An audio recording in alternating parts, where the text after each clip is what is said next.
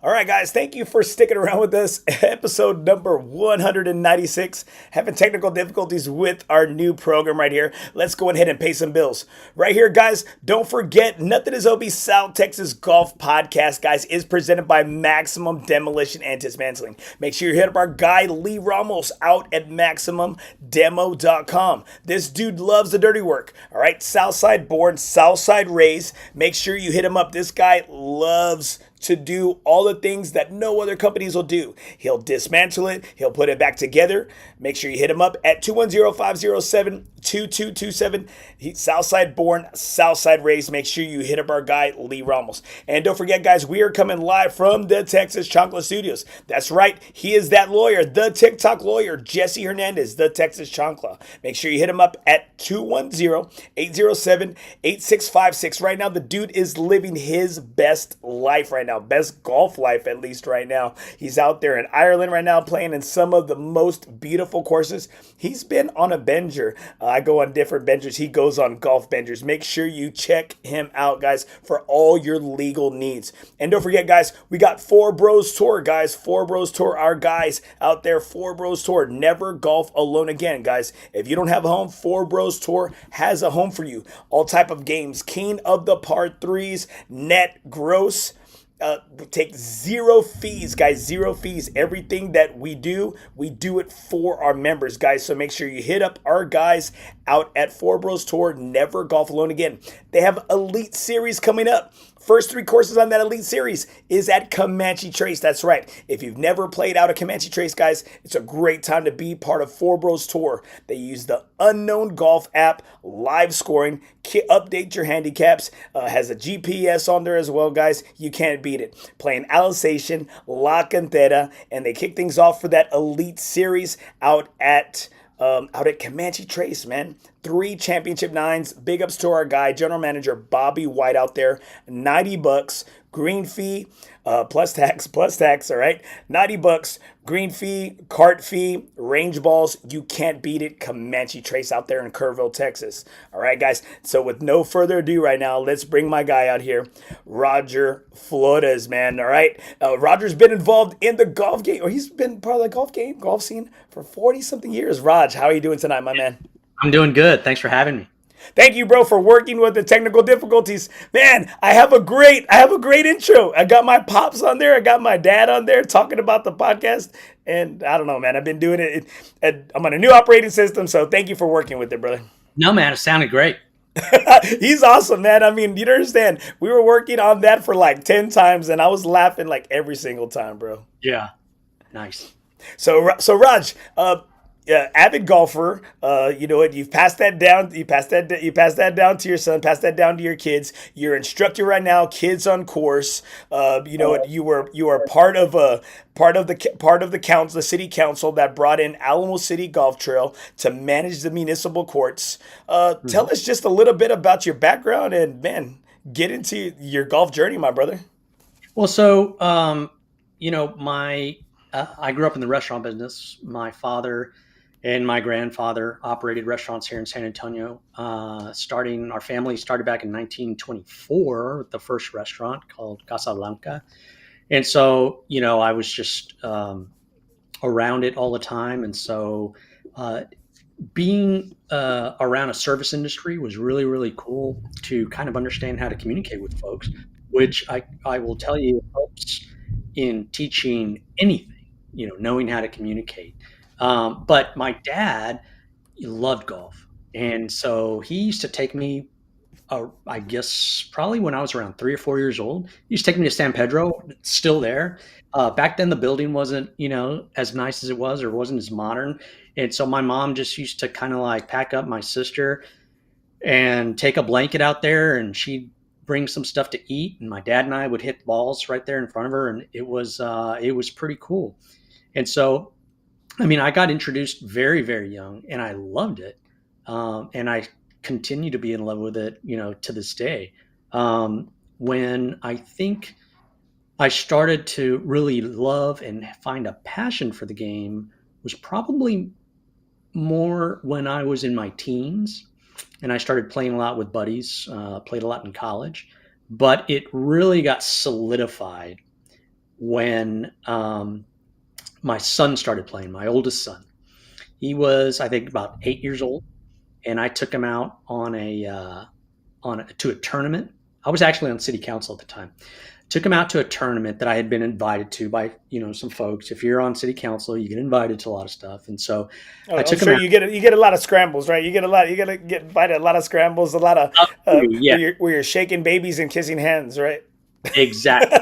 You're supposed to do. And so he had played baseball from a very young age. He played all the sports. He's natural talent. He scored all the touchdowns, hit all the home runs, made all the goals in soccer, or whatever. So he was just a very athletic kid. And so, of course, I took him out to that tournament, and he had a small set of clubs, and I was amazed at how he hit the golf ball. He just hammered it, and I think it was a lot having to do with the baseball stuff. But after I saw that, even my friends, they were like, "What's going on here?" It was like, does he normally hit the ball that far? I go, I mean, yeah. And so from that day, I was like, hey, this kid's playing golf. And so we went, got a new set of clubs. I found him a coach. I started taking him everywhere to play golf, and he just got better and better and better. And so by the time he was in high school, I mean, he was the number one on the team there. And he still to this day plays golf more times than I'm sure he cares to admit, but he's an avid golfer. Yeah, man. I mean, I see him cleaning up at the scrambles, the tourneys, right? Playing with solid dudes that plays some solid game, playing some pretty decent cash games, and he's a stick, man. You've raised Yeah. a stick, man. Yeah. Well, I think his talent surpassed mine when he was about 12. I think he outdrove me when he was 12. And so he probably, I mean, from that was it. And so always had distance, and then really became good at scrambling, meaning he hit the ball so hard and so far when he was young that it wasn't always accurate, and he had to get himself out of trouble all the time. And because of that, he just got really good at it. I caddied for him one time, and I remember telling him, I'm like, look, just take your medicine, man. You got to hit the ball out when you can and just leave it like that. It'll save strokes. And he was like, okay, yeah, sure, Dad. Didn't listen at all.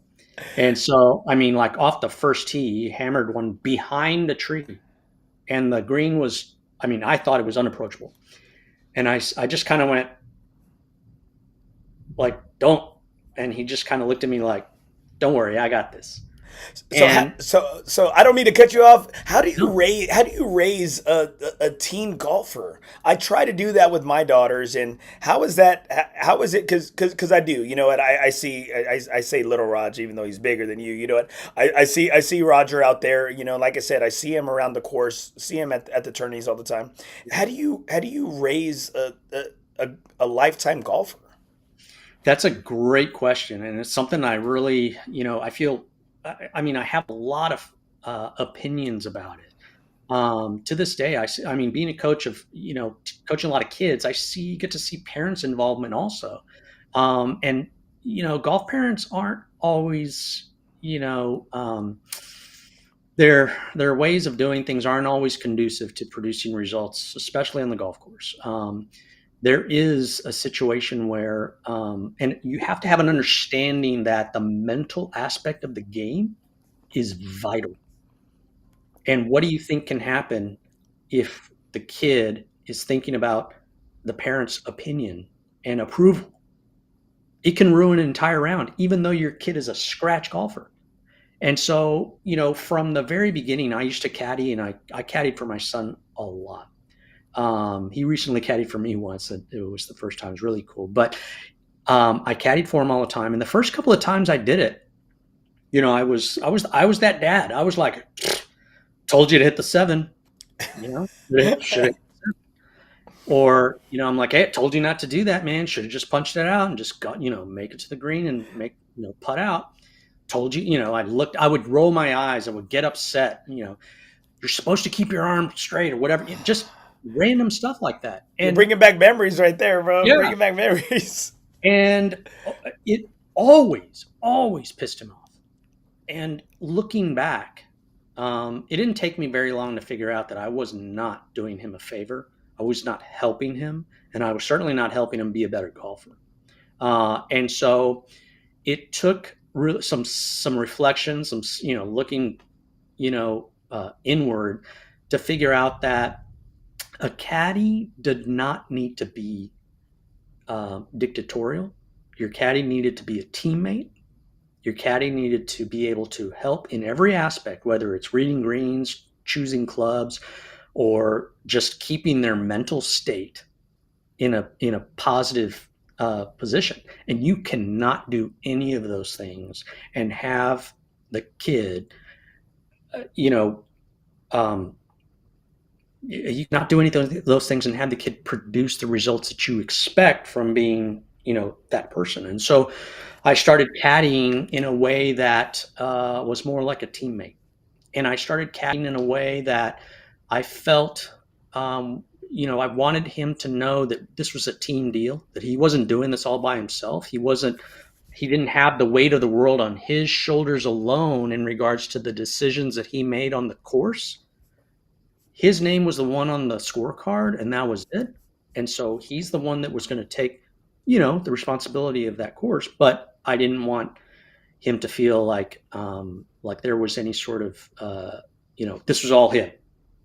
I felt that was the biggest thing, kind of being in the bowling alley, putting up the side deals for him, Yeah, the making sure gutters. Yeah, not the bumpers, the bumpers. right.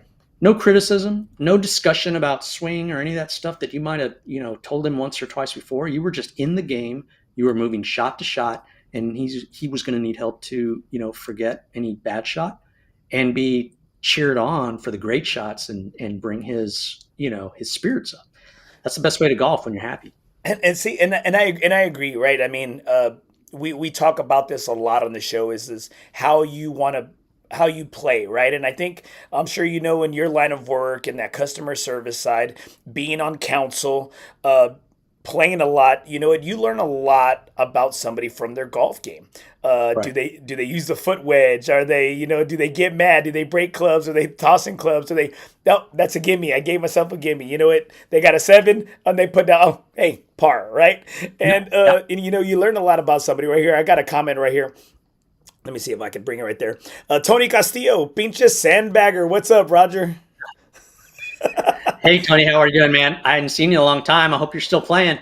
I know we haven't seen him. He's in hiding, man. I think he's hiding right now. He's letting that game. Tony, my brother, we miss you out there, man. Hope you're doing well, bro. Thanks for chiming in, brother. Thanks for watching, dude. And so it's I've been on that side, Roger, as a coach. Mhm. I one thing kind of I know I have you on the show, but it's just you're bringing back some PTSD with my Yeah, my man. daughter and I, right? Those late nights after the games, we're stopping at Whataburger. I'm like, why didn't you pump fake? Why didn't you throw the ball in? You got Yeah. 5 seconds, Totally. and so and then after a while, I just love being dad, right? Like I just love being dad, and I'm sure you and your son's relationship is better for the change in being a caddy, right? Because it's got to suck that car ride home after giving him the business, right, or being bad on the bag, right? Absolutely. In fact, I mean, to your point, I really, as I started to caddy for him with that mindset of being helpful, being a teammate, allowing him to make the decision and feeling like it was a good decision made between two brains, and then being okay with the outcome enough to keep his temperament positive. I was like, this is brilliant in terms of what it does for his golf game. What would happen if I parented him like this?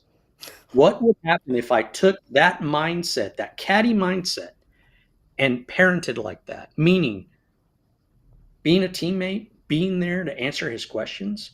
I wasn't going to say yes all the time to everything, let him figure it out. I was still going to be a parent, but how would it be for a child to feel, instead of feeling a little bit oppressed or misunderstood by their parent, feel like they had somebody they could team up with to make serious decisions, and then later on, just like in golf, he or she is the one that's going to sign that scorecard, not you.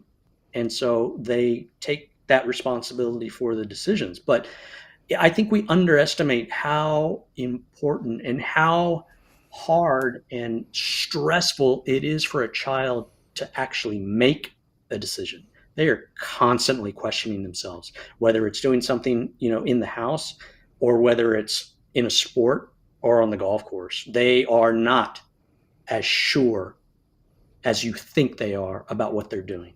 And Yeah, and so so in social settings as well too, right? I mean, it's scary. And we don't want our kids to be scared, and you certainly can't perform scared, you know. it's like we say on the shows a lot of times, scared money don't make money, and I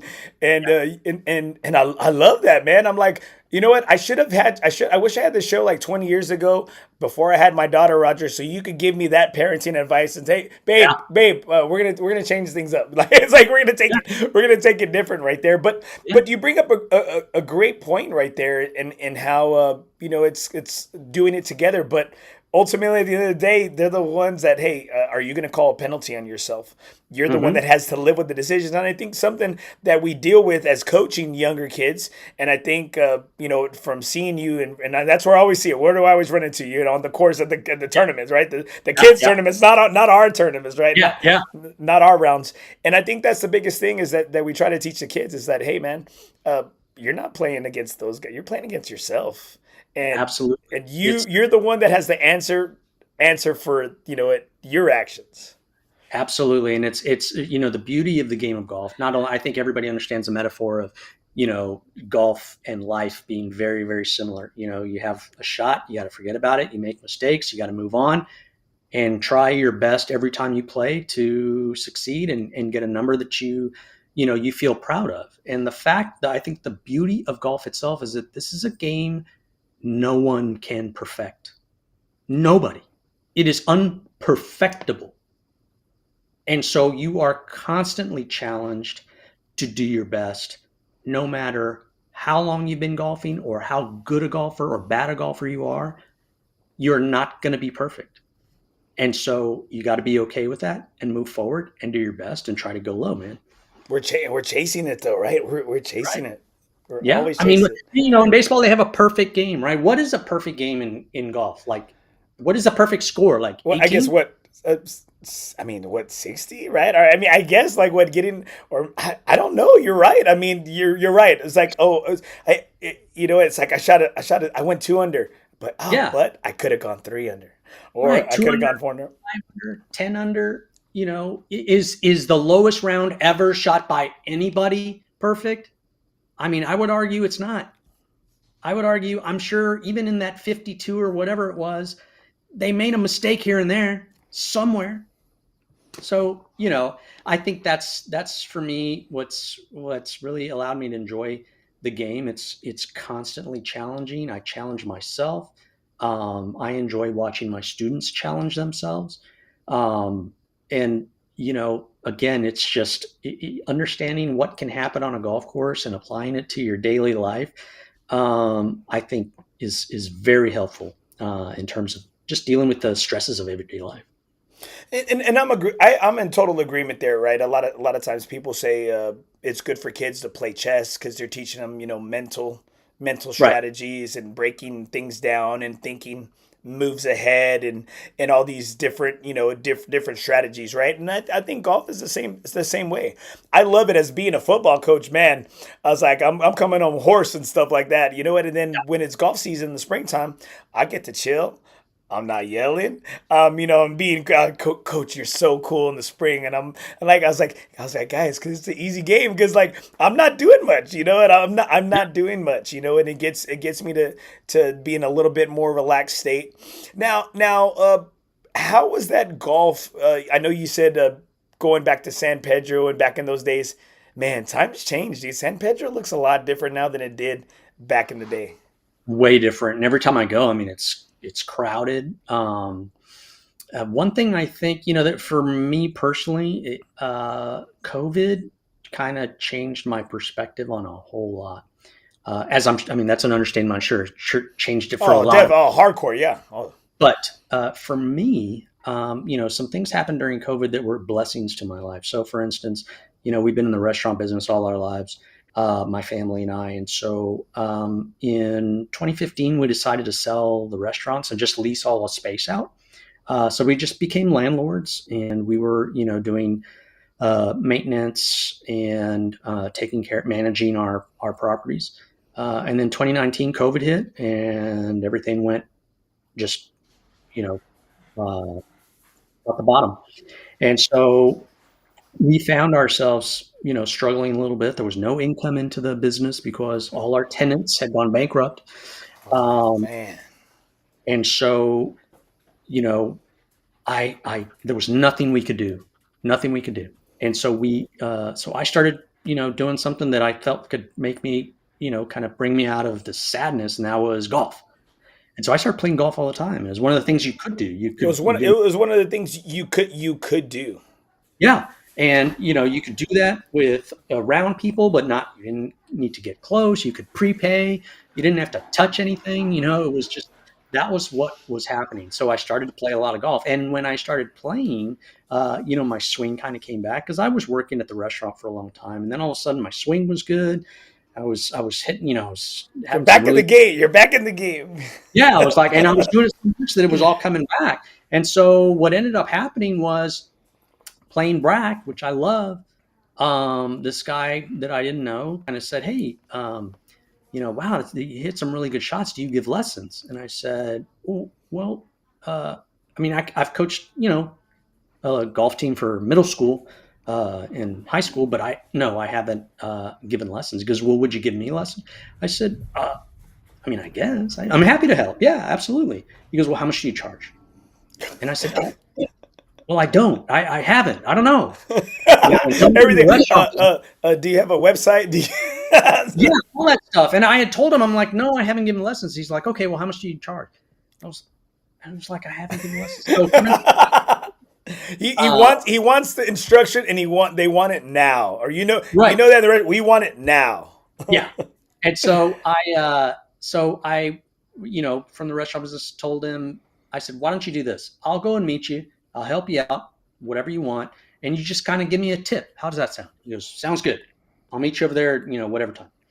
We go to the driving range, and I help him out, and he goes, "Man, that was a really good lesson. I didn't know, a bunch of that stuff." And I said, "Well, I'm glad I could help." He gave me $100, and I went, Whoa. "Oh, well, thanks a lot. That's cool." And he goes, "I'm going to call my two friends, and I'm going to have them come see you." I said, "Sure, great." I saw them. They each gave me $100. And I said, "Okay, wait a minute. I think I can do this." And You're drinking the Kool-Aid. You drink the it was Kool-Aid. during COVID. It was the only thing I could do. I was, making some side money there. And so that was it. And I started doing that. I started taking on students, and then I started to coach the school team again when I went back, and then everything just kind of blew up from there. And so, for me, if that whole thing hadn't happened, if COVID hadn't happened, and I started playing golf a lot, I don't know if I'd be doing what I am now. So let's backtrack, right? We backtrack, and again, you're right. COVID was the one thing we could go out and have bro time to, because Yeah, I've spoke about it many times. I tell people I have a podcast, or people ask, "Oh, you have a podcast too?" And I'm like yeah, this. Uh, I said, "Well, let me." I started in 2018. They're like, "Oh, that's a long time." I said, "Yeah." I said, "We were doing podcasts when podcasting wasn't cool, like wasn't the yeah, thing, right?" yeah, And the good thing that did come from COVID is that I was able to connect with people through Zoom. Being a teacher, we got Zooms for free, and yeah, unlimited, right? Unlimited time, right? And I was able to, because I'm sure people in the golf industry, uh, they want to go do their job and get off the court. They don't want to talk golf, right? Like they right, don't like, and it's like, hey, I leave my work at home, right? I leave the right, work at home, right. and so Well, oh, sorry. no, no, no, go for it, brother. Go for it, brother. Well, no, I was just going to say, like, I happen to be one of those guys that's kind of obsessed. And I go and play golf, and I go and teach, and I come home and I still talk about golf, and I pick up a golf club. My house looks like a, a used golf club store. And there's clubs up against almost every wall in the whole house. My kids are used to it. Everybody, I've got a putting mat over here. I got 17 putters lined up, different clubs over there. I work on clubs in my garage, regrip, and all that stuff. And it's kind of the way that I was when I was, coaching my son was playing. And it just stuck. And I think it wasn't something that somebody was pressuring me to do. Like, this is out of pure passion for the game. And I think because of that, I don't mind talking about golf anytime, all the time. And see, and I love that, and I think that's kind of I do it because of my dad, right? I do it because of my dad. My dad's always here when I talk golf. He's always here. He's riding along with us, you know. And I think, and like I said, it's this is our twosome right now, and you know, and I'm trying to get to know Roger and how Roger came to be and how important golf is. And as COVID hit, you know, let's take it back a little further, go back in reverse, right? Let's get into the DeLorean, baby, right here, Yeah. and go back in time when being on the city council, uh, and y'all had the decision to bring in a management company like Alamo City Golf Trail. Yep. Now, if you could kind of take us through that process, how it come to be, and uh, you know how we got how we got there at that time, because you know what, I know back in the day everything was ran by like city parks, and then some of the courses were on their own entity.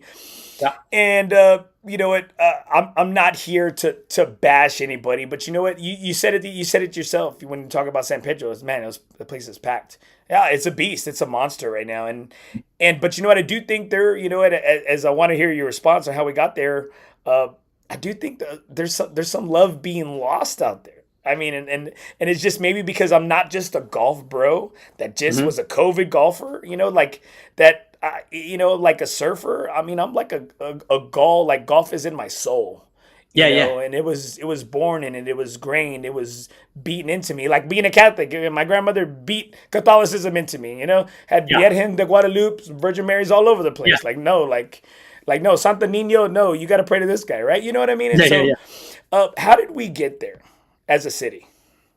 How did we get to them To bring, yeah, to Yeah. deciding that a management company was going to be best for the municipal courses we had at the time. Right. So, the city a while back, more than 20 years ago, uh, started taking the approach to certain things, city services that we provided to folks, with kind of a an understanding that it might save money, time, and be more efficient to have not pseudo governmental entities, but and not privatization either, but kind of a hybrid of that. A situation where we create an entity specifically for one thing, or to take care of a group or a subset of things, and having that organization or that group manage the decisions that need to take place to provide those services made city government itself more efficient. And so, with that mindset, the city decided that it would be advantageous for us to have an organization like that over and including all the golf courses. Um, and so when the idea was floated, I think for the most part, we were all in agreement. If this was going to be managed and managed better by an organization devoted specifically to that, because that was the big kind of selling point on this. The city, we have to manage this and this and this and this and this. I got to have the head of this and the head of that and the head of this and the subdirector of that. It's just a lot for one entity to do under one umbrella. So why not, let's open up a few more umbrellas to kind of put over those big ticket items and just kind of form partnerships with them so that they're adhering to the city's desire to provide the services at a certain level, but allow the management of it to be done by them. So that's why the idea kind of floated, because we've done it with other things. When we brought in, or when we started thinking about Alamo City, it all seemed like a great idea. And in fact, I think it has ended up to be a good idea. Was there? Uh, I don't mean to cut you off, but were there other management firms or companies or entities out there that were in play, or was it just the? Because I know, I guess, what is it, like Lighthouse Inc. or something that ultimately created? Alamo City Golf Trail Management Group. Like I think, if I'm not mistaken, I mean I might have the name wrong, but I know there's another name behind it, right? Yeah, it's the umbrella company for that. Yes. Um, and so again, the city has done this before, where we develop partnerships with those kind of companies to provide services to our citizens. Um, and there were a couple that were proposing to do specific things. The original idea floating around was to take care and manage all of the golf courses, um, better maintain everything that golfers kind of complain about, right? The greens and the sanding, and then why did you punch it here? And tee box looks like crap, and kind of devote a special team to that. Along with that, though, came, and this was typical for any private company to do, they want to maximize profits. And so they had an idea to turn Brackenridge Golf Course itself alone into a destination course. And in doing that, they were going to invest way more money on that course than they did anywhere else. They were going to raise the rates to destination course levels, and they were going to try to bring folks in specifically to play that course. And so the numbers being thrown around for like green fees were, in the hundreds of dollars. While I was on council, growing up, at San Pedro with my dad, growing up playing that course as a kid, seeing kids play that course, and citizens from around San Antonio playing that course, senior citizens, folks that maybe they just didn't play a lot of golf, but they played there, they had fun. The Knowing heart of the city, man. The heart of the city. knowing that was there, and that Brackenridge was the place where all of those folks came. I I had a real problem with turning that course into that, kind of that kind of thing. I said, this is a course that people go to because they can afford it. This is a course people go to take their kids who want to, get into the game when they normally couldn't because of the cost.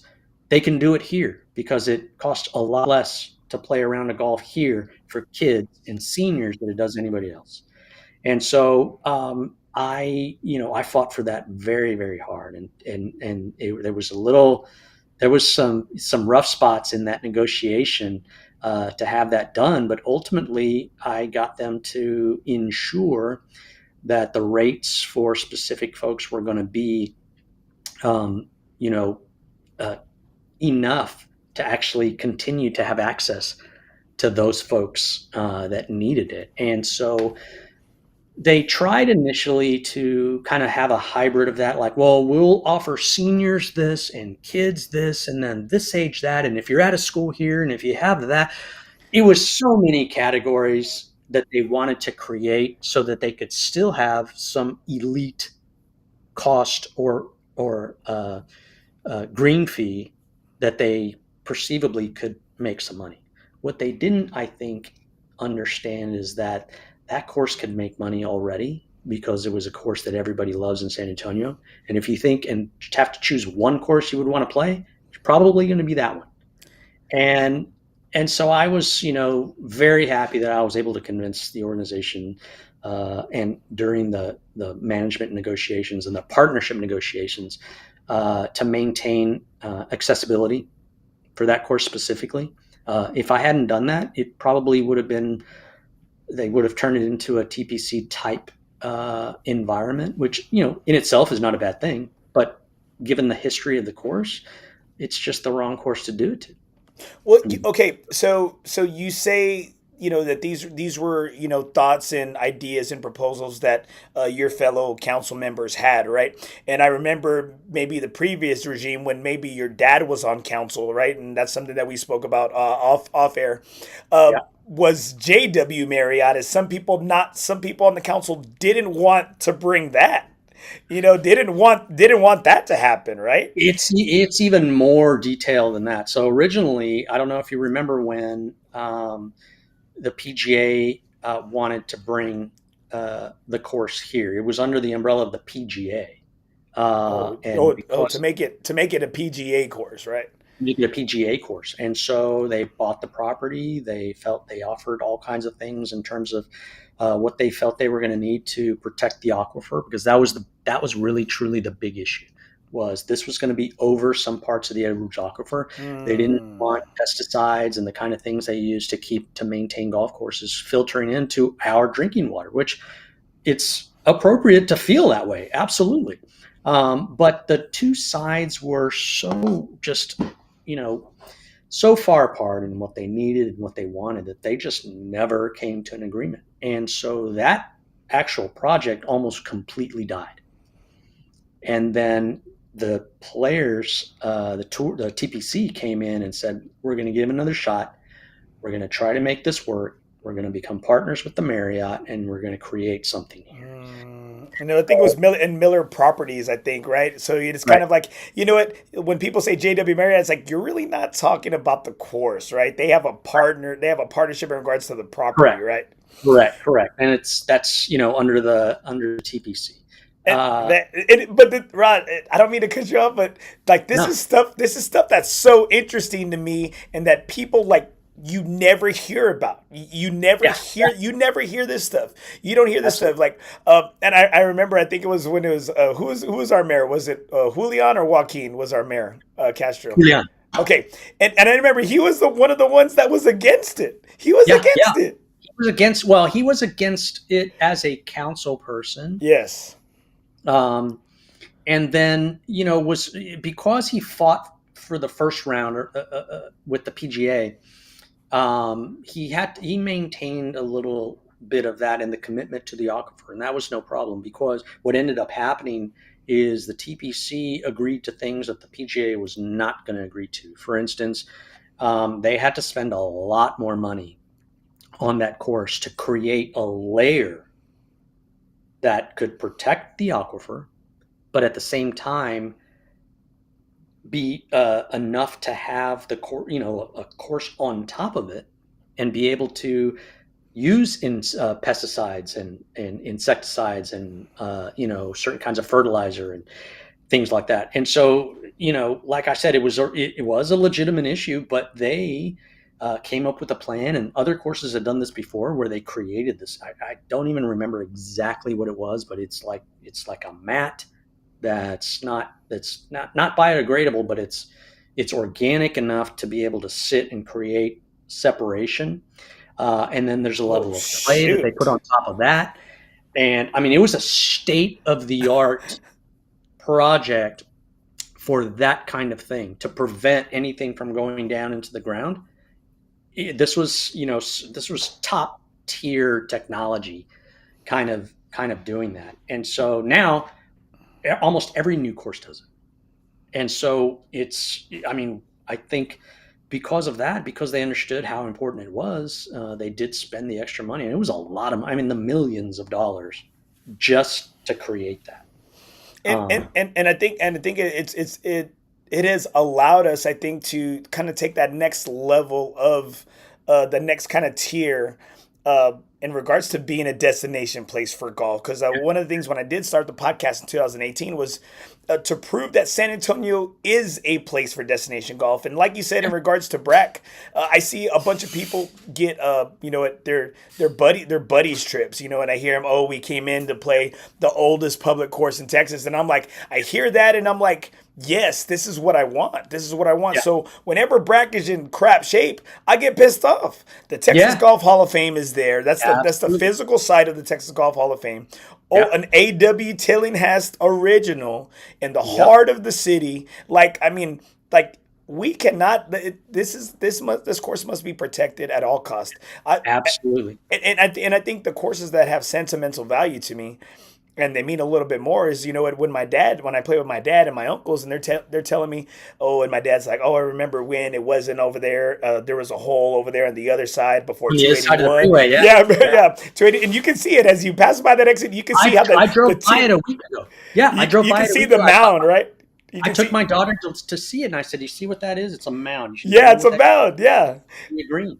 Yeah, course on the other side of the freeway. Yeah. Exactly, exactly. And then my dad was like, "Oh, there was this lady that used to sell sandwiches right here," Right there. and Yeah. and telling me that the little tucked away little short game area in the back that a lot of people don't know about, that was the green from one of the holes, a par three over water. Yep. Yeah. And so I No. and I love that. Do you think that as the city, because man, we've had several people on from from Alamo City, and they say that we can't charge like resident rates because you know what, Tori, I got pissed off at Tori. I paid $300 to play Tori, and a dude in front of me paid 35 because he's a resident. Yeah. Yeah. Absolutely. And and that's the kind of mindset that I kind of fought against when I was on council, because the fact of the matter is, I mean, it's it's not all about the money from things like that. Things in regard to our city's history, I think are um, they are enough to be able to take a hit now and then to preserve what it actually is and what it provides to a community, the way Breckenridge provides to San Antonio. Like you said, an AW Tillinghast, there's four in San Antonio. Um, Okay, okay. I've had this talk. yeah, yeah, yeah, I've had this talk with one of the former presidents of the of Oak Hills, right? yeah, There's that budding rivalry between them and San Antonio and yeah, SAGs, right? The San Antonio Country Club. Because A.W. Tillinghast has his stamp on their course too, right? right. Well, speaking with doing some work with the Texas Golf Hall of Fame, and I don't want to say the president's name, but I had him. We had him off. We had him off record, and there's that rivalry, right? That country club rivalry. They're like, well. Tillinghast worked on this course. Over there, he was going through courses and he just kind of put his stamp and his name on San Antonio Country Club, And it's just Yeah, like you hear that rivalry, and I'm like, and then you talk to people, longtime members out at Saks, right? And they're like, no, he was here, and it's like look at these greens, look at the complex of these greens. And then I right. talked to our buddy Robert Vasquez when he was out at Oh yeah, Fort Sam, yeah. and I'm like, Robert, uh, can you tell me out of these two courses what holes of the course still have that AW that Yeah, Tilling has integrity, right? Or that what those the course integrity, whatever, right. right? Or hole integrity.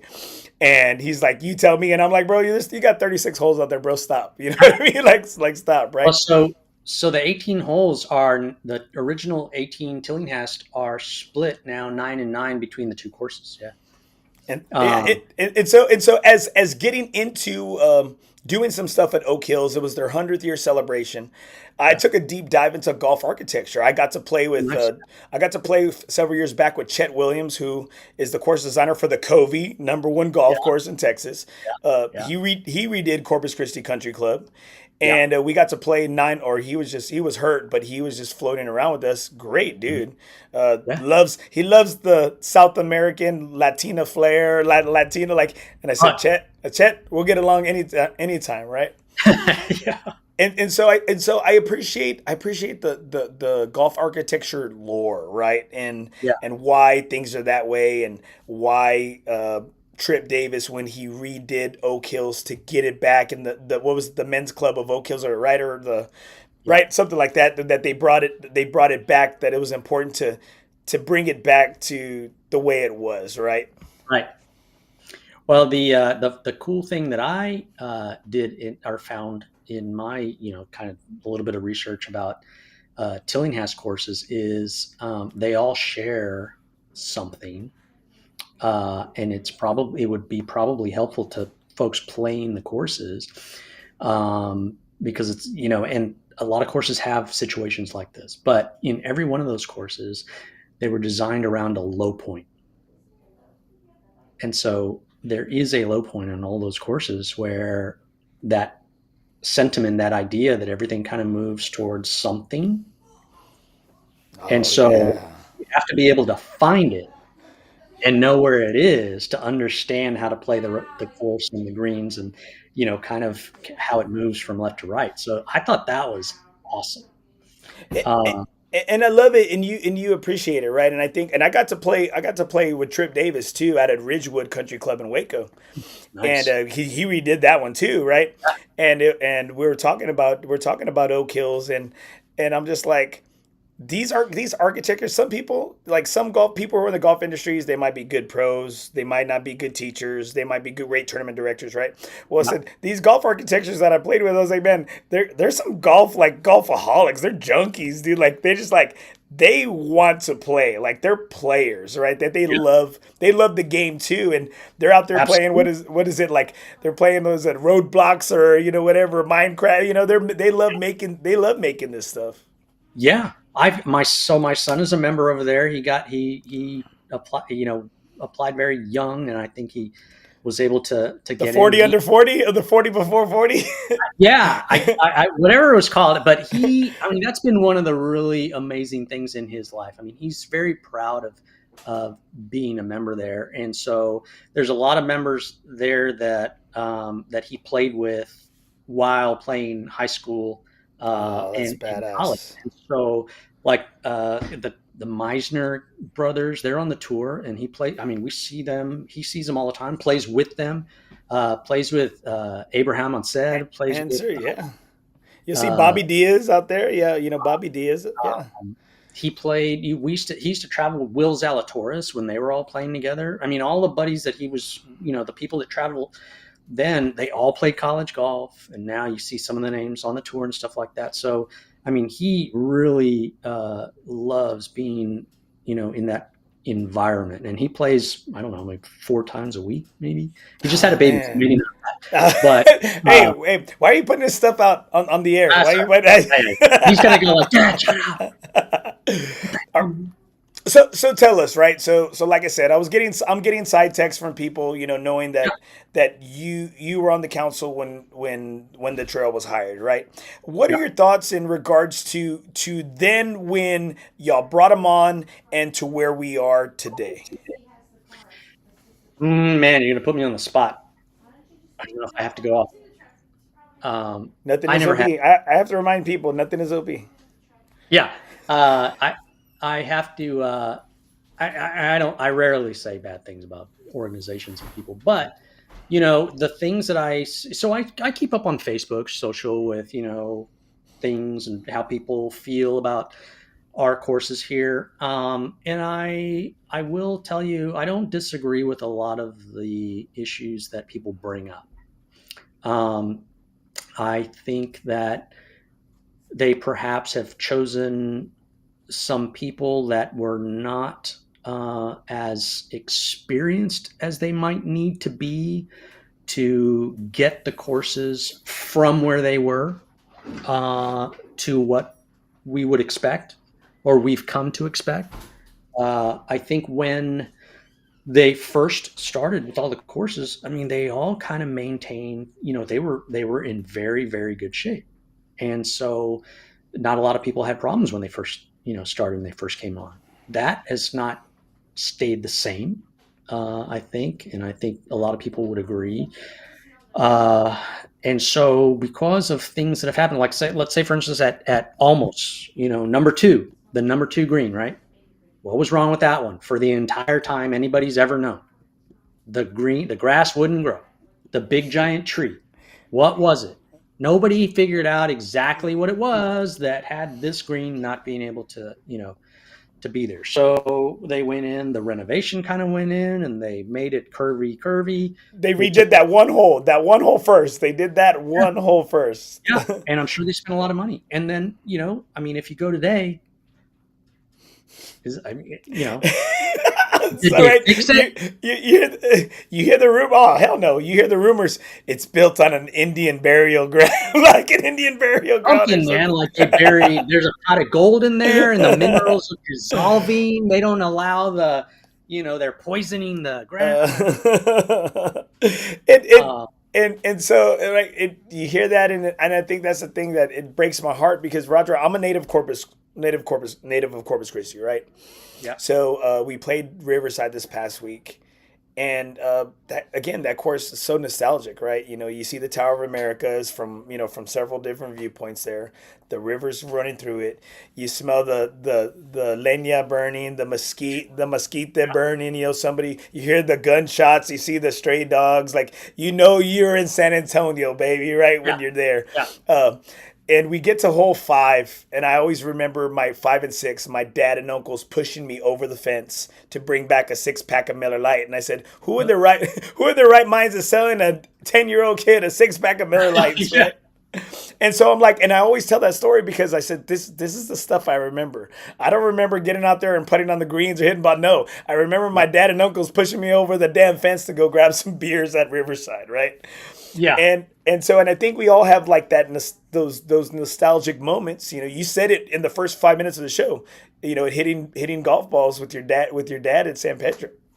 And I think and I want to hear more of yours is because it's like I remember San Pedro being different. I remember it being like a caddy shack, right? I remember going in there and looking through everything and man, it's just has it changed for the I mean I think the courses they're maintaining a lot, they're bringing a lot. Okay, has it changed for the better? Is has Have we lost some of our golf soul as a city here? I don't know. I would argue that we have not, and uh, so I'll tell you why. When I go, and I'm there a lot now. When I go, what I see is a lot of young folks, either with their girlfriend or boyfriend. One is golfing, and the other is just kind of looking. And so, uh, remembering during COVID how many people took up the game of golf, um, and knowing that the sport became young again over COVID, in my opinion, and Overnight, it was overnight. overnight, overnight became young and just so much bigger than it had been. And so when I go to San Pedro and I see that, I don't see just a lot of young folks with their boyfriend or girlfriend hanging out, drinking beers. I see a lot of young folks with their boyfriends or girlfriends having beers alongside with the older guys The and their wife viejos. and a chair, reading a book. They're not even paying attention. They're just there They reading just a want to book. be. They just want to be. I just want to be with you, baby. I just want to be with you. Exactly. And fathers with kids, just like I used to do. The mom is there on the chair, and the kids are running around, and they're like, "Why don't you hit one, mijo?" And he's like, and kind of he goes and he misses it, and then he comes back. He throws stuff at his dad while he's practicing.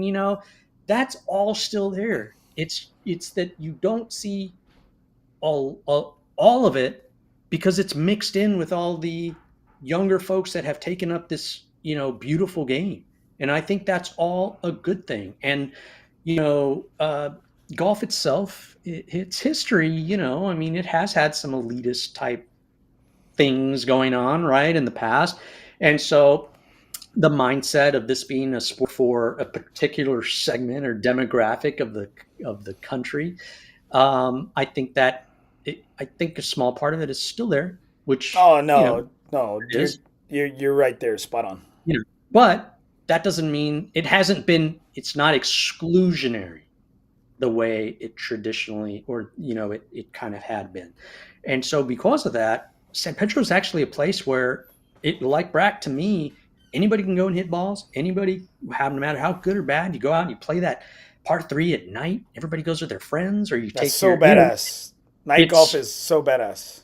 amazing.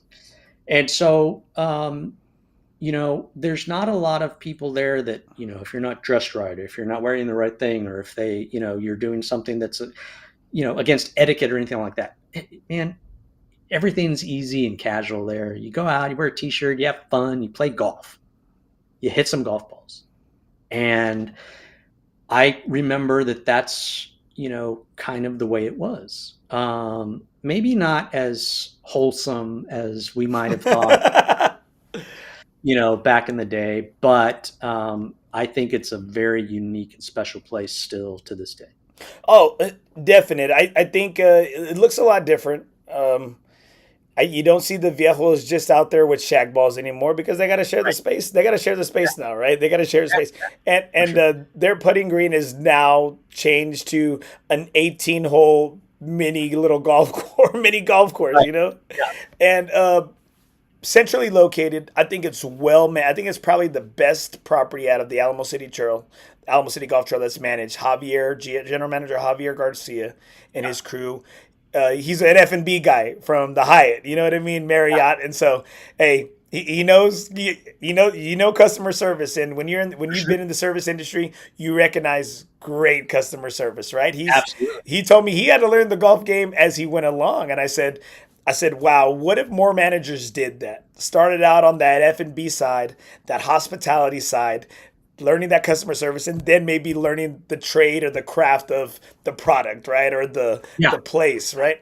Yeah. And so I love it, but you say, golf is for this or Saturday. You know what? My dad always taught me about San Pedro is that San Pedro was for the Sanchas. That's what he would always say. So it's Candy Boy. It's where you take. Maybe That's that's where that, who I that's where you saw. take. That's where you take your Sanchez, mijo. You take them on a Sunday. Oh my God. so Perfect. so so The one thing, if I was to criticize, the only thing I would say is I would be maybe a less militant about the 5 inches in front of the mats that may or may not be used when it's mats only to hit a driver, and always watching over your shoulder, like I hit one, I hit one, just one. I'm not, put my back foot's on the mat, so or it looks like or it's in the or mat. or to be those people that go and rat on somebody else that does it. Yeah, yeah, telling him, hey, I saw that guy hitting off the mat. I think there should be a buffer zone, like a little, five Right, inch, right, maybe a right. 12-inch But then buffer again, zone. I don't like the mats that have that little space to put a tee, and I'm like, Yeah. it's not the same thing. Like And take, it's not the I same have one thing. of these things you could put on top, not the rubbery things. It's a real cool thing. You just kind of attach it, and you can hit through it, and then it doesn't fly off. You put it back. I got it specifically for that reason. But man, if you get caught hitting one and they're there, it's like, to the turf in the booth. We are only mats today, only mats. Mats only, only mats. That is for drivers as well as irons. That's the 4-iron, the 5-iron, also Oh. wedges and putting. I know you're not supposed to putt there anyway, but sir, you must not. I'm like, okay, I got it. Those are the old guys those are the old guys in the clubhouse that in the pro shop that want you to mess up. They're watching you like Yeah, hawks. yeah, Hey, like, it says 4 tires on the cart path around the greens. It says 4 tires. yeah, Sir, it says it's kind of like that's like playing at Alamo City Golf Trail now. It's like you can't just drive, everything's popping up on your screen. Hey, right. 4 wheels on. Hey, get a drink. Hey, cart path here. Hey, turn around. Like, and I'm just like, dude, this thing beeps more than freaking my phone does. It turns off all the time. It's like, if you get too close to the fence, you got to back out. If you got too many sodas in the front, turns off. You got to back out. Take a soda out. Take 2 of those out. I think that's what it is. It's the weight. I I mean, I never know why those things are. So yeah, all right, Raj. Let's get into some fun stuff, man. Favorite I course mean, here in town. Favorite course here in town. my favorite course. So I mean, I have favorite courses for different things. I think for the reasons that we discussed, that we understand about Brackenridge. I mean, that'll always be the course. If I could pick one course I had to play, um, and for the nostalgia of what it meant to me as a youngster. But to play every day, course that I really, really enjoy playing, I like the Quarry. I mean, I really just love playing there. Tail of two nines. Yeah, yeah, for sure. And there's the idea of it and how it was built, where it was built. Oak Hills is fantastic. SAC is fantastic. I played those courses. They're challenging. They're everything they're supposed to be. But the Quarry is just kind of, it's not too hard, but it's not too easy. You can lose your ball very easily, but it's There's some native grass out yeah, there. Hey, it wasn't native to the original layout, but I mean, right. it's there now, right? Yeah, no trees, which is kind of a if you want challenging, you I probably like it. should Turn up. Let's turn up the heat, Raj. I like. Remember, I'm a football coach, bro. Like, I yeah, like it. I want it. I want it. I want it. I want it hot. Like, I want it. I want the elements to come into play. You know. yeah, for sure. And I play. That's something I tell a lot of folks. Um, when I say and I tell folks, San Antonio is a play golf any day of the year city. It just is. Talk about a reason to have like a destination course anywhere. San Antonio should be. We should have 5 destination courses in every part of the city because of how easy and how much time you can spend actually playing golf on the course here in San Antonio. But that's just my opinion. But back to the elements. I mean, my son and I, when we used to go to tournaments and practice, we would practice till the sun went down. We would practice in the middle of the summer at 110 degrees till the sun went down. And it was just one of those things. And yeah, does it become a part of your game? Absolutely. I mean, for somebody like me who's a little older, heat really affects my game, and I have to manage myself when I'm preparing for an actual tournament, um, the way most folks do. But for a younger person, even even being as fit as you can, it affects your game, and so it adds an element of challenge to any game when you're talking about that. So the same way that cold does. If your hands are hurting because it's so cold, it adds to the game. I think the one thing that really bothers me is I could deal. I have a Mister Heater. I have a cart cover. I have like the warmers. I'll be okay. And again, I'll stay cool because I've been coaching for 22 years. So you know what I'm like. Hey, Yeah. I thrive. I thrive in the heat, and it is when it rains. Gosh, dog, I get rattled when it rains. Yeah, absolutely. And you know what I was going to say? I'm glad you mentioned this. Go back to the idea of the Alamo City, um, and how what we could do better.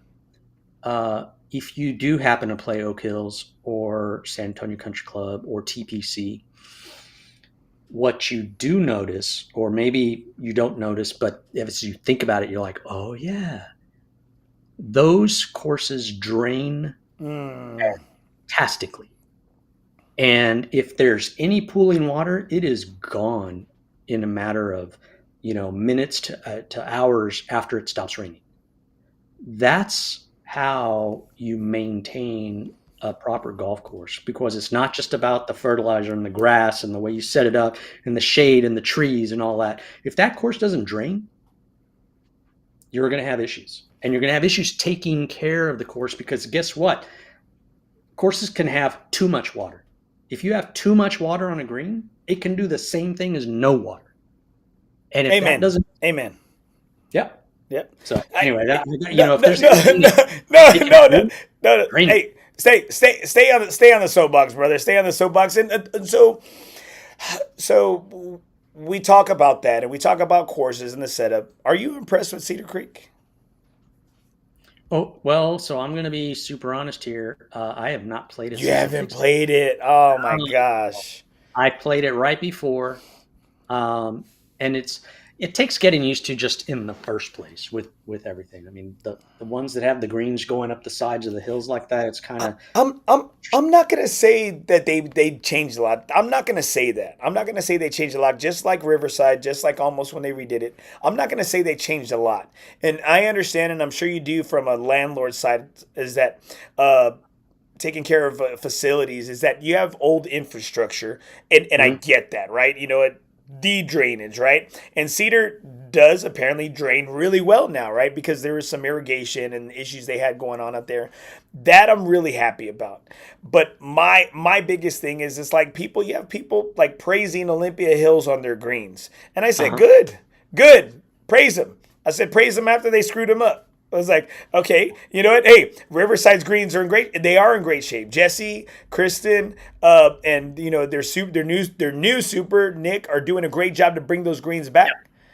Well, why did we let them get there in the first place? Are we going to keep praising these people? Oh, they brought him back. Well, what the hell are they doing to get to get him that way? And then when speaking, How much work was needed to get them back that way from where they got, and how much would we have saved and been able to take care of them if we had managed them the way we had from the beginning?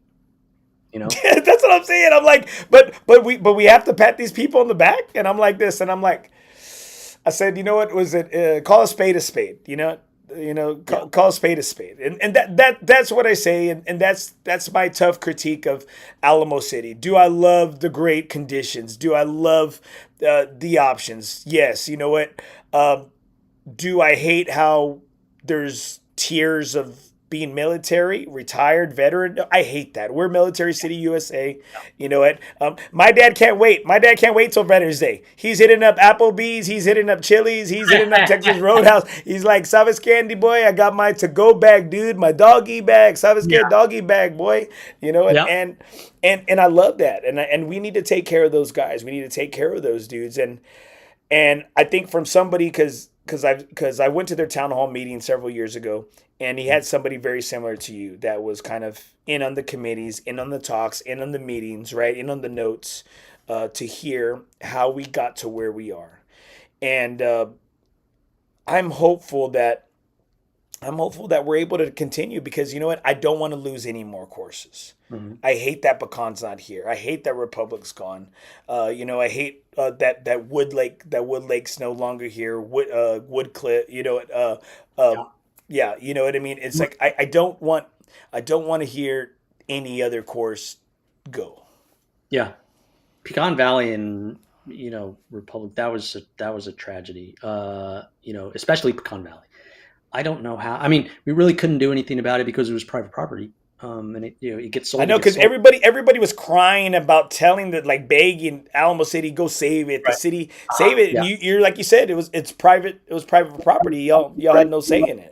Yeah, they were going to make way more money turning into condos and all the other stuff they wanted. It's sad to drive by there. It's sad to drive by. I hate driving by because you still see the shape of the course. Yeah.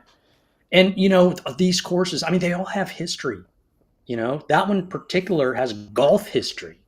The place where Arnold Palmer hit that shot, in the 64, 68, the PGA. PGA. Yeah, PGA. Yeah.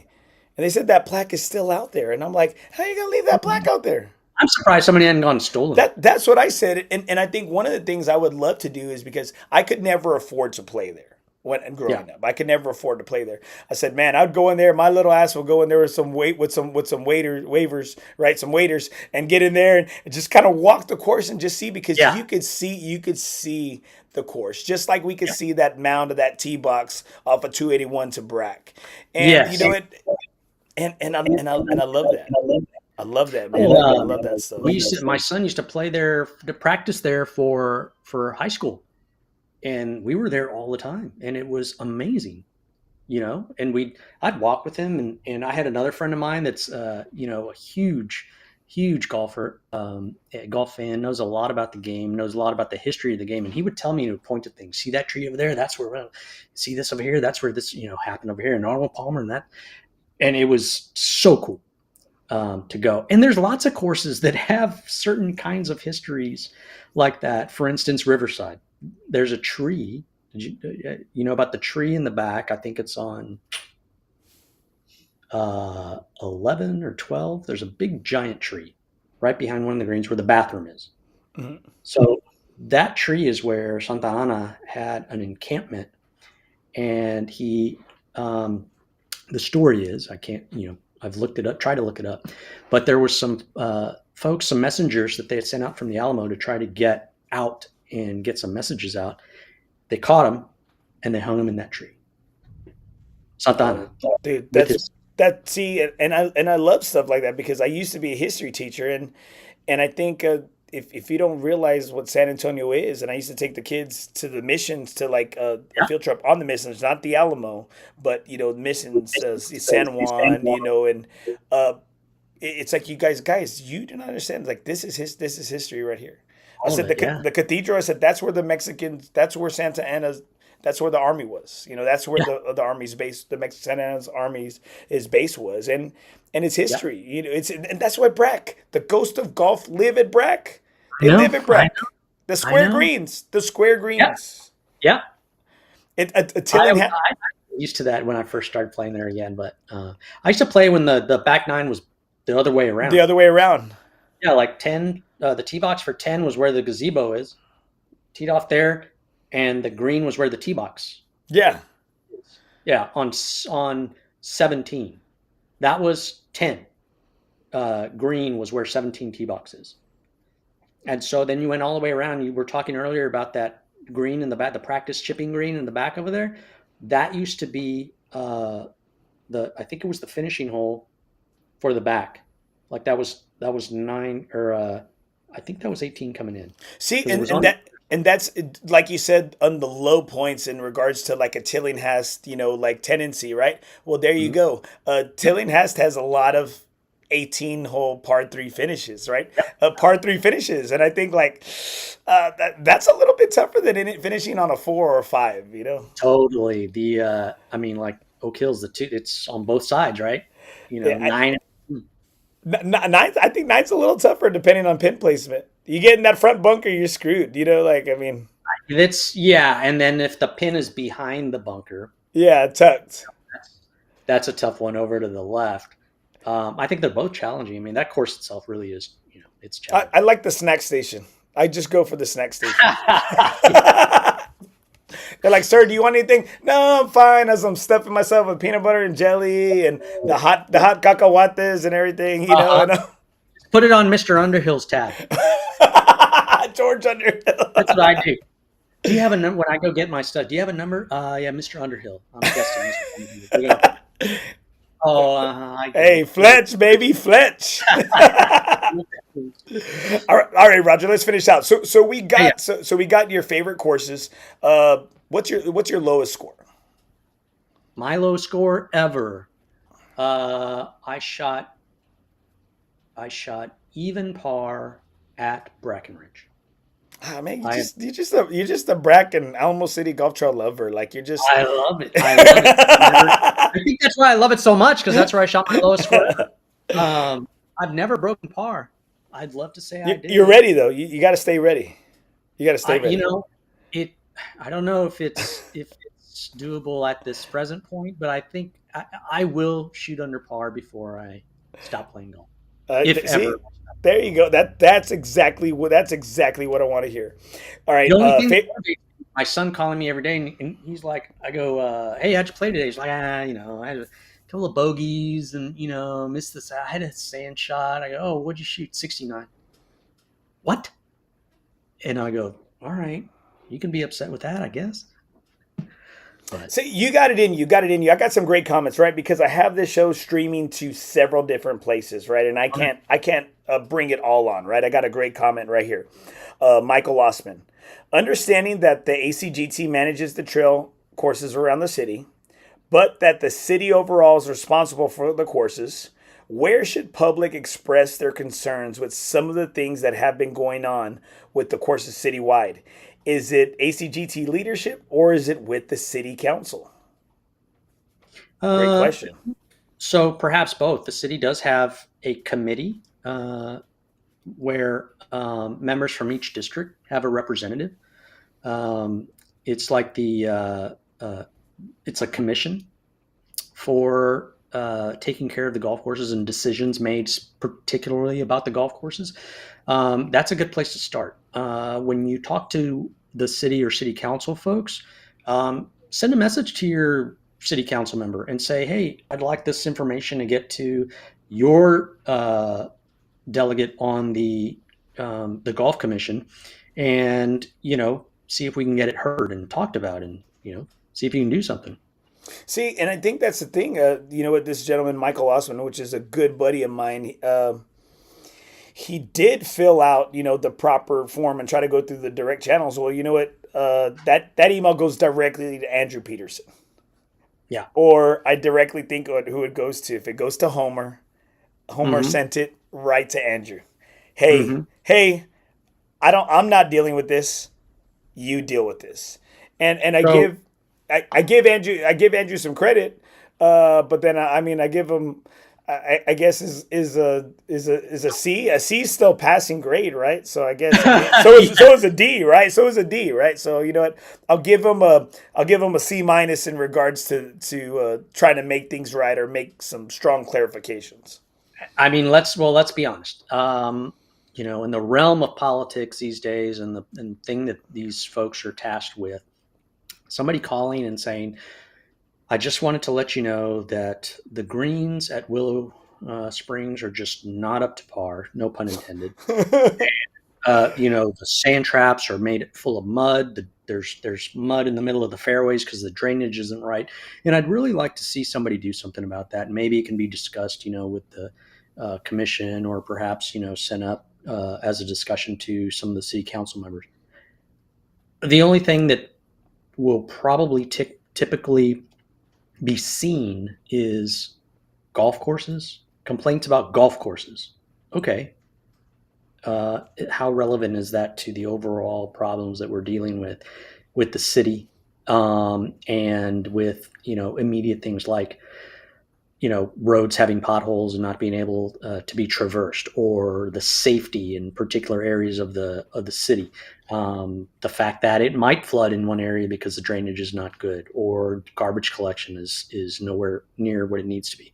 They would typically look at it like that. And so it takes maybe a little bit more than we would like, I believe, to get an issue about the golf courses seen by somebody that can actually do something about it, or is willing or wants to do anything about it. Right, and I think that's the thing is what you crying and complaining on it, the Facebook golfers page, it's not going to do much.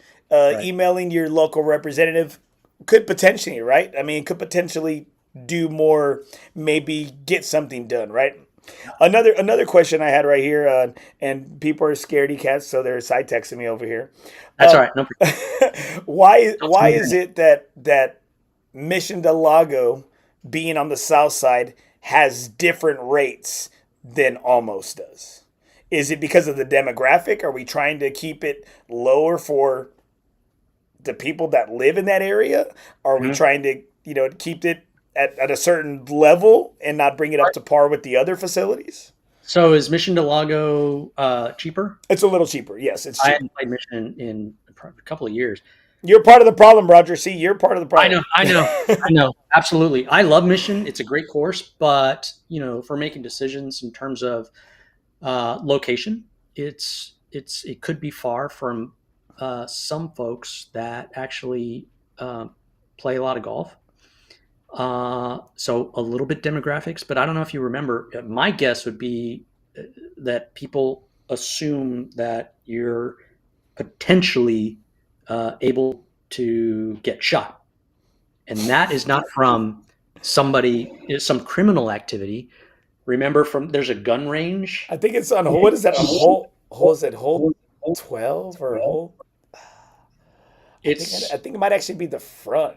No, I think it's hole 12. Yeah, it is. It's like I think it's 7 on that backside by the neighborhood, because it's closer to the police academy, right? Right. And so I think people probably either that's the only thing they remember about it. Like, oh man, somebody told me there's like something and a bullet came and it hit this guy, and I don't know. Hey, but it wasn't strong enough. It like pierced him, but it wasn't strong enough to do a lot. Right. Which he's like, I think I got shot. Yeah. All right. Yeah. One more. No, you haven't. No, you're fine. Hey, you're fine. You're fine. You're Stop. fine. Hey, you're fine. Don't tell me you're fine. Right here, Michael Losman. Could you give some insight possibly into why the city of San Antonio hasn't really embraced the military town USA when it comes to golf on the city courses outside of the $2 discounts? Knowing and understanding the military and veteran presence in San Antonio, it kind of comes off as a disappointment. So rates for veterans, is that kind of a discussion? So if I'm saying this correctly, I do believe that all of the Air Force bases, and including and Fort Sam Houston as well, they have golf courses, right? And all of those courses offer significant discounts to veterans, way more than the city does. In terms of why the city hasn't kind of done a little bit of what they do for veterans, I would say that they would probably argue that because of all the golf courses that are accessible to veterans at very low cost, that they might need to do that because they're already there. Do you see that? Do you see that, Michael Lossman? Stay on your side of the tracks, bro. Stay. No, that's I that's what, think they should get way more of a tell him, discount. Roger. I'm gonna tell Rob. Hey, remember, Robert's the GM at Lackland. So you know what? I'm Yeah, gonna say, hey, Robert, stay. Hey, stay in your lane, Robert. yeah. Stay on your hill on number 9. All right, bro. Stay on your There you hill. All right, brother. Okay. Favorite golf movie, bro. go. Man, I love all of them. There's a subset of them, right? It's like 5 movies that are There all is. Okay, so give me your best fun one. the best fun one to watch. Like with all my friends is probably Caddyshack. Like I mean, we recite the lines out of Caddyshack all day long. It's I think Well, we're waiting. yeah. My favorite one is uh, when they tries to put on the hat. He's like, "Oh, this hat's ridiculous." He goes, "Oh, but it looks good on you." He's like, He puts the or he's hat like, back. hey, you want to earn $13 the hard way. And I love it, right? I love it. And he's like Danny. He's like there was my friend in college. He was night putting. He got kicked off college, because for night putting. That's Yeah, it. I mean, sure, he was night putting in the dean's daughter, but I mean, yeah. it's like, was that you? No, no, no, it's not The me. whole movie is one-liners. It's the one I laugh out still is, "Hey, Danny, do you do drugs?" "Yes, sir, I do." "Good." Just walking away. Oh man, I love it. All right, favorite club in your bag? Hmm. Like right now, or Yeah, this is like your right go-to. Like, now, I am loving.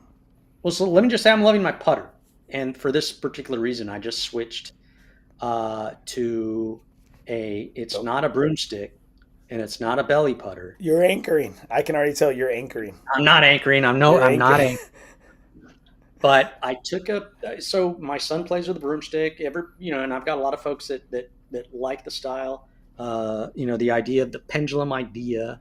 Um, and so I just didn't like it, and I couldn't find any that were my height, and I think it just doesn't feel very good for me. But I took the idea, and because I kind of understood what the you know how to do it, and so I took a longer. I putt with a 33-inch putter normally because I'm a short guy. I There's found a nothing wrong 30. with that. Nothing wrong with that. Yeah, yeah, yeah. So I took a 36-inch putter, and I tried a little bit of the kind of the broomstick grip and handle, and it felt awesome.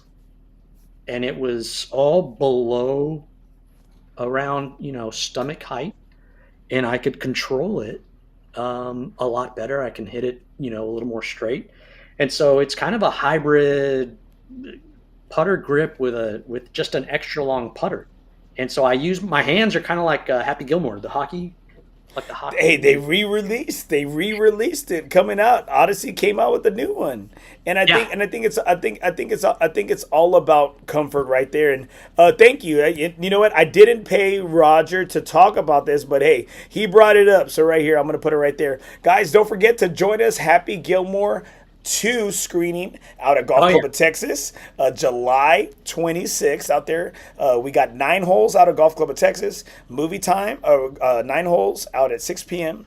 at a Golf Club of Texas. Movie time, 9 p.m. on the inflatable. Free beer courtesy of Four Bros. All right. The official beer of Four Bros is Michelob Ultra. So free beer will be out there. I will be out there. 9 holes, Happy Gilmore 2 screening. All right. So come check us out. Hey, thank you, Roger. I didn't even have to pay you for that one, bro. no, no, no, not at all. I always somehow get it all in, trying to help my friends. I get 10%. All right, Roger. 10%. Hey, whoa. Bola Hugh doesn't do that. He doesn't do that. Oh. All right, Roger. Last question for you, bro. As we wrap up tonight, super thankful for you because I know you didn't have to come out here and be on the show, man. We appreciate you and we appreciate your insight and knowledge and sharing your experiences, bro. Because you know what, you've lived a great golf life so far. You know, thus far. Who are you playing your final round of golf with? Who am I playing my final? Oh, God, I didn't expect that one.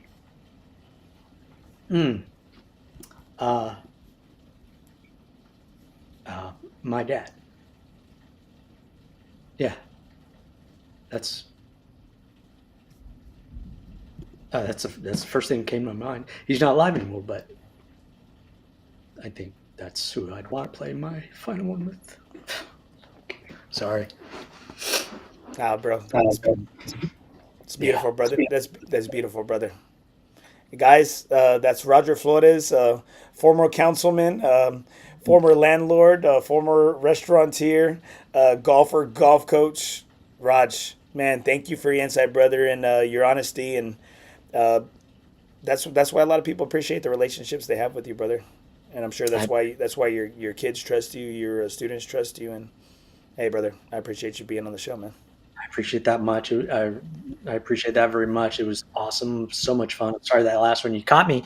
You got me. hey, got him. No, me. but again, brother, yeah. I appreciate it because the show is called Nothing Is OB, and you're getting me on my feels, bro. Like you're getting me all on my feels because I still have my pops, and I'm thankful. And like I said, every time I talk golf, every time I look at my golf bag, I'm cleaning the clubs or something. Dad's with me, you know, and yeah. We can't just talk to him yesterday.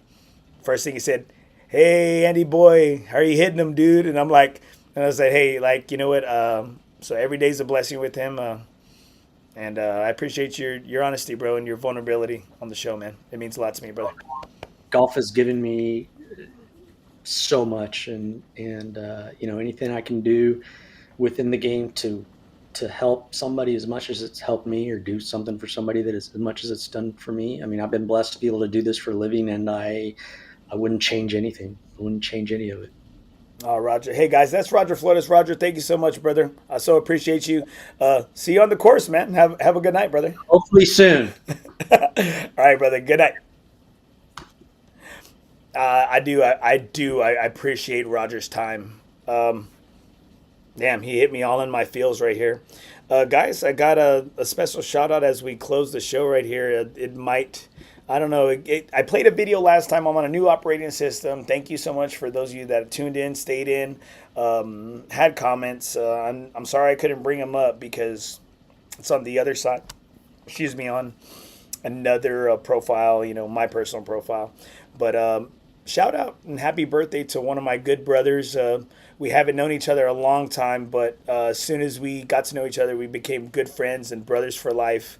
We've been to each other's houses, you know, been to the beach, shared some good times with his family, with his daughter, some great golf memories, a lot of golf memories, and happy birthday to my boy, my dog, my fellow four-bro, Mike Ayala, the pride of Alice, Texas, that 361. I love you, brother. I so appreciate your friendship, your brotherhood, and for being my friend and being my brother. You're my family. I love you, and I know you're trying to chase the dream right now as well. And so I want to let you know that I'm proud of you. And this is a video right here from this past weekend. Had a blast playing with my bro, playing with new friend Tony Romo, new four-bro Tony Romo, my brother Ike Camarillo. And I'm so appreciative to all my bros who always step up to be in the show and be a co-host and guest whenever I need them. Today's a groundbreaking day. Andy told us Nothing Is OB, wax my ass today. But we still want money together. That's right, baby. That's right. Good round, brother.